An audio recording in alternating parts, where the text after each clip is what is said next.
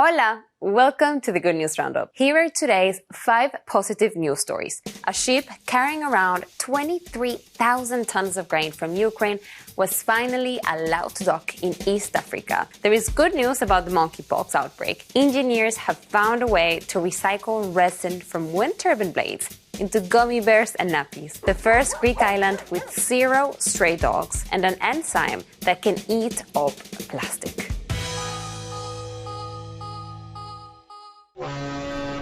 A life-saving shipment of Ukrainian grain has arrived in East Africa, the first of its kind since the war began. The ship was carrying 23,000 tons of grain to the port of Djibouti as part of the UN World Food Programme. Food on the Brave Commander will feed 1.5 million people for 1 month in Ethiopia. So this makes a very big impact for those people who currently have nothing, and now WFP will be able to provide them with their basic needs. Ukraine, along with Russia, is one of the biggest exporters of grain, including cereal crops such as wheat, maize, and barley. And Ukraine in particular has historically been one of the world's largest contributors to the World Food Programme. What we want to see is more food flowing.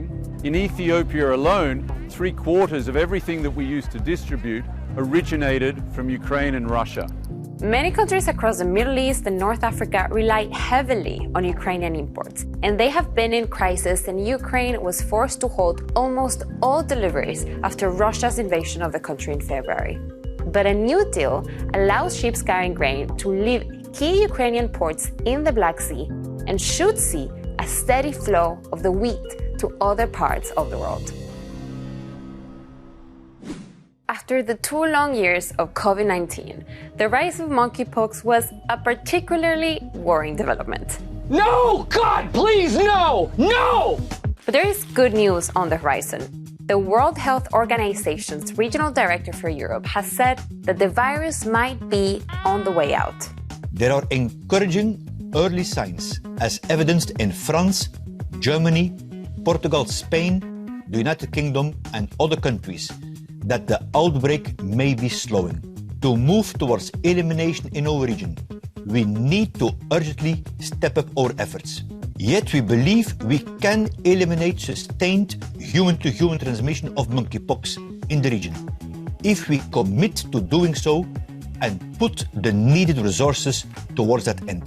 The WHO has reported a considerable reduction in new cases worldwide after weeks of consecutive increases.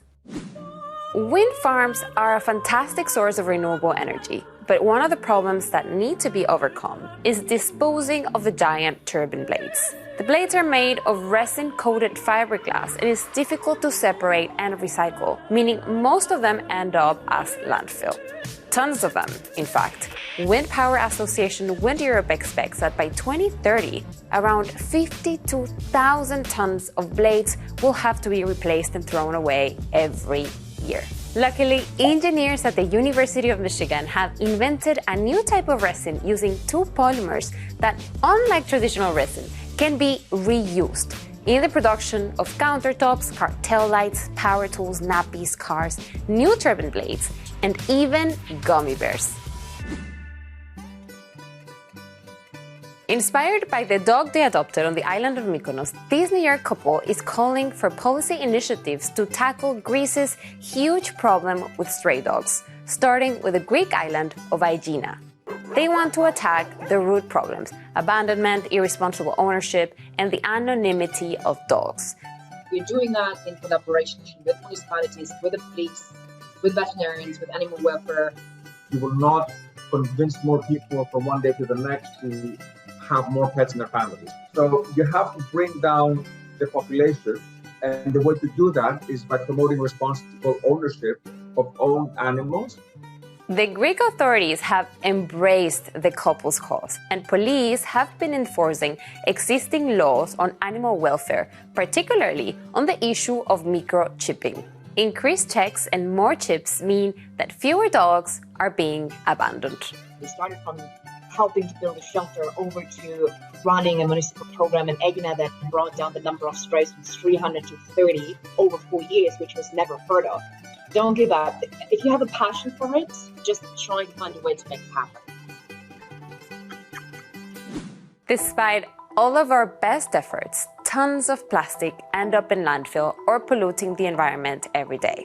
The greatest advantage of plastic, its durability, it's also its greatest disadvantage. So the idea of an enzyme that can eat up plastic in a matter of hours or days is, to say the least, a game changer. But that's exactly what an enzyme variant created by engineers and scientists at the University of Texas in Austin can do. But if you can think of the plastic itself, it's kind of like beads on a string to some extent, right? And the enzyme goes through it and just cuts apart bead by bead this material back down to its starting point, essentially. So we are able to then regenerate the original starting material from that, and that it allows a full circularity, but it also allows for an upcycling, if you will, so taking what was plastic and making it into something else instead. Here's a look at a plastic container being eaten up by the enzymes over 48 hours. The project focuses on PET, a polymer found in most consumer packaging that makes up 12% of all global waste. Technology as it is right today is most applicable for an industrial type of setting, so an industrial recycling type of setting. I think further also down the line is the idea of looking at things like microplastic, finding ways to incorporate an enzyme-based process to break down these microplastics would really, I think, open the door to better water and food quality as well.